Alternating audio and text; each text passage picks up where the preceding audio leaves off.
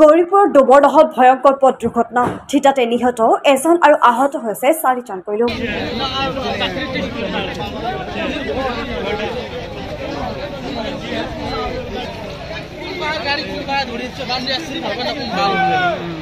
Truck আৰু বাছৰ মাজত মুখামুখি সংঘৰ্ষ। এই ঘটনাক কেন্দ্ৰ কৰি ৰাষ্ট্ৰীয় ঘাইপথ অৱৰোধ কৰি উত্তপ্ত পৰিস্থিতি।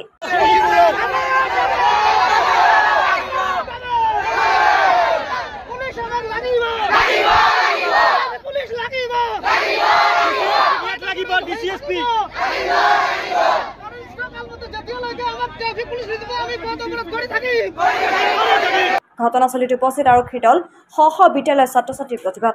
আহতসকলৰ ভিতৰত আছে ডুমৰদহ স্কুলৰ প্ৰধান শিক্ষকো। আহত 3জনক ধুবুৰী মেডিকেল কলেজলৈ প্ৰেৰণ কৰা হৈছে।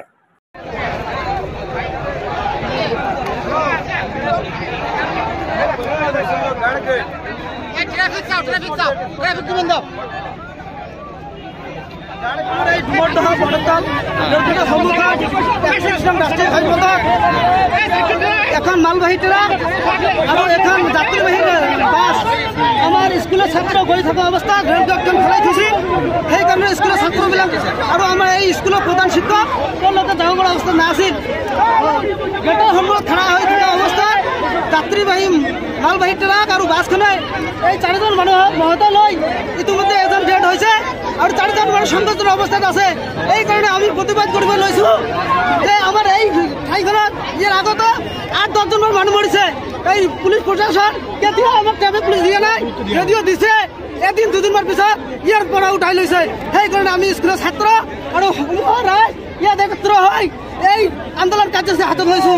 যেতিয়ালৈকে ট্ৰেফিক পুলিচ আমাৰ ইয়াত নিদিব তেতিয়ালৈকে এই আন্দোলন চলি থাকিব।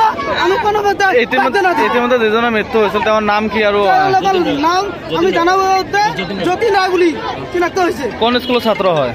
এওঁলোকে MC আগৰতলীৰ প্ৰাক্তন ছাত্ৰ হয়। বৰ্তমান যিসকল ছাত্ৰ আৰু আহত কেইজন?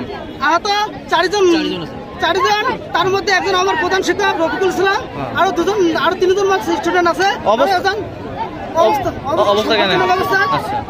তার কারণে আমি পড়াশোনা করতে ডুমরদহ প্রার্থী আমার এই রেলগেটের সন্মুখত ডুমরদহ ইয়াতে আমার হায়ার সেকেন্ডারি LP স্কুল আর কি আছে জাতীয় বিদ্যালয় আছে।